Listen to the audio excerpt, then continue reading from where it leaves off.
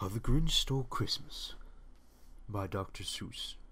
An audiobook by G.W.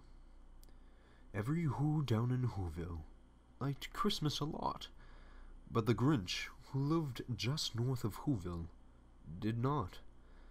The Grinch hated Christmas, the whole Christmas season. Now, please don't ask why. No one quite knows the reason. It could be that his head wasn't screwed on quite right. It could be, perhaps, that his shoes were too tight. But I think that the most likely reason of all may have been that his heart was 2 sizes too small.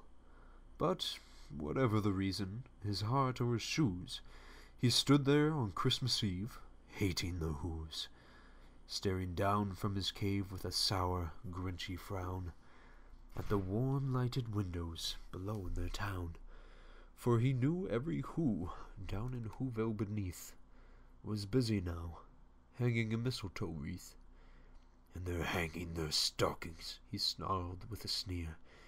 Tomorrow is Christmas. It's practically here. Then he growled, with his Grinch fingers nervously drumming. I must find a way to keep this Christmas from coming.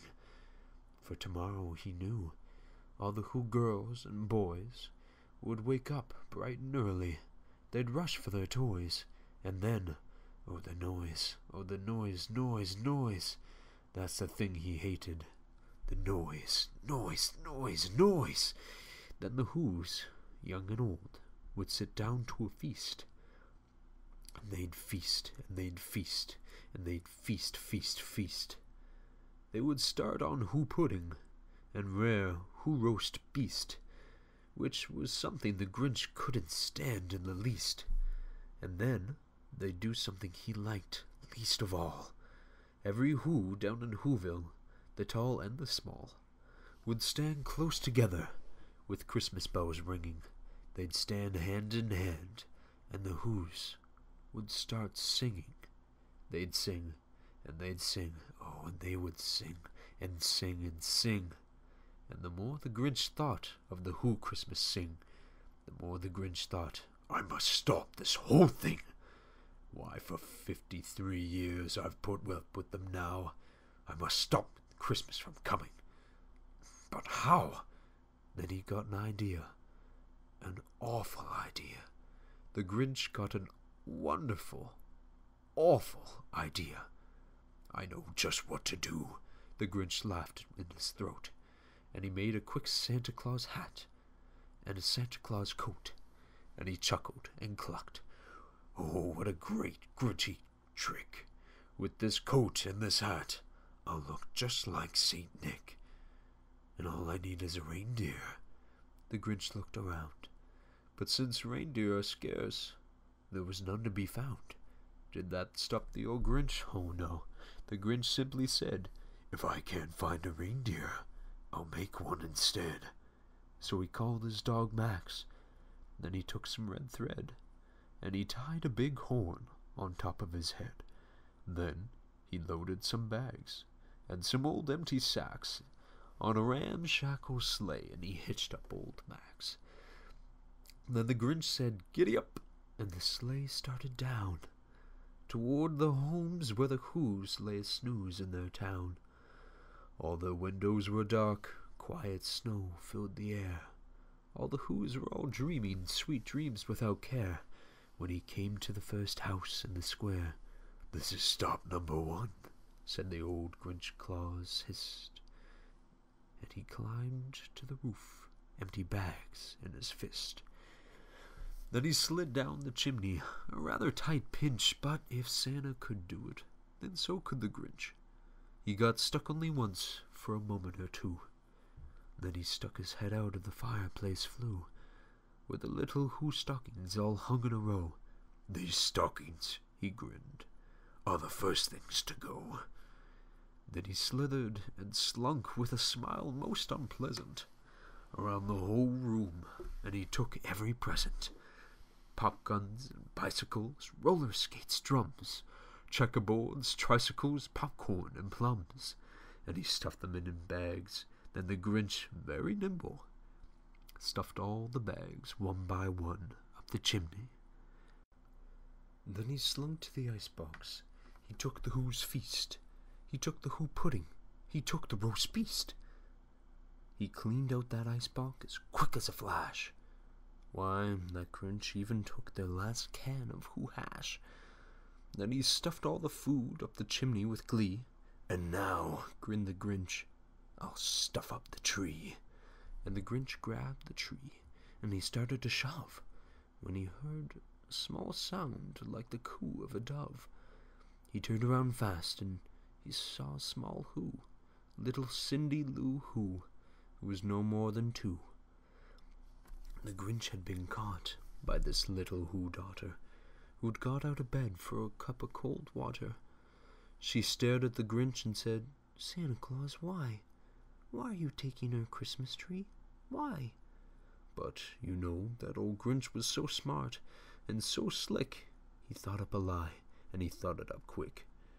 "Why, my sweet little tot," the fake Santa Claus lied, "there's a light on this tree that won't light up on one side, so I'm taking it home to my workshop, my dear. I'll fix it up there, and then I'll bring it back here." And his fib fooled the child. Then he patted her head, and he got her a drink, and he sent her to bed. And when Cindy Lou Who went to bed with her cup, he went to the chimney and stuffed the tree up. And then the last thing he took was the log for their fire. And then he went up the chimney himself, the old liar. On the walls he left nothing but hooks and some wire, and the one speck of food that he left in the house was a crumb that was even too small for a mouse. Then he did the same to the other Who houses, leaving crumbs much too small for the other Who's mouses. It was 1/4 dawn, all the Who's still abed, all the Who's still a snooze, when he packed up his sled.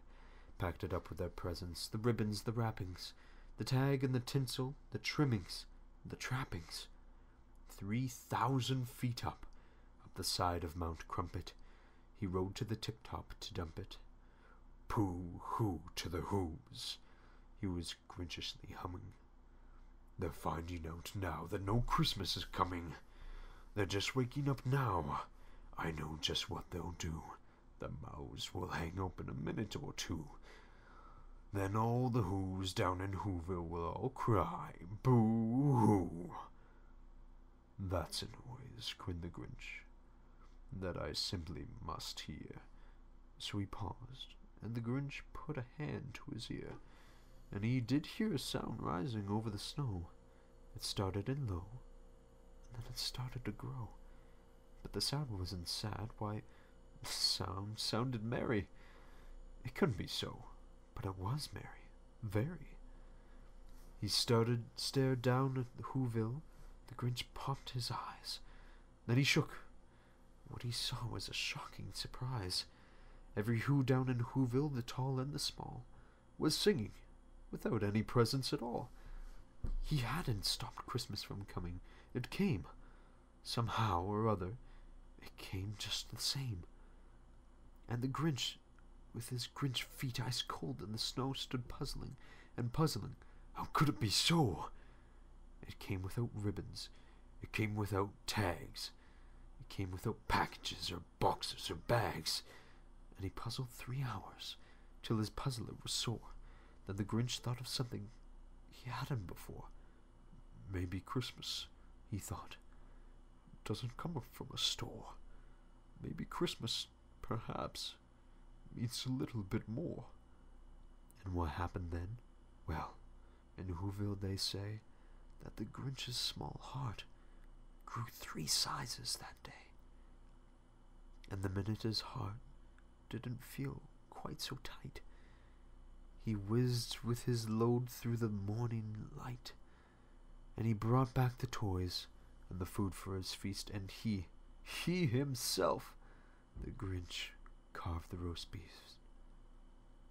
Merry Christmas and happy holidays.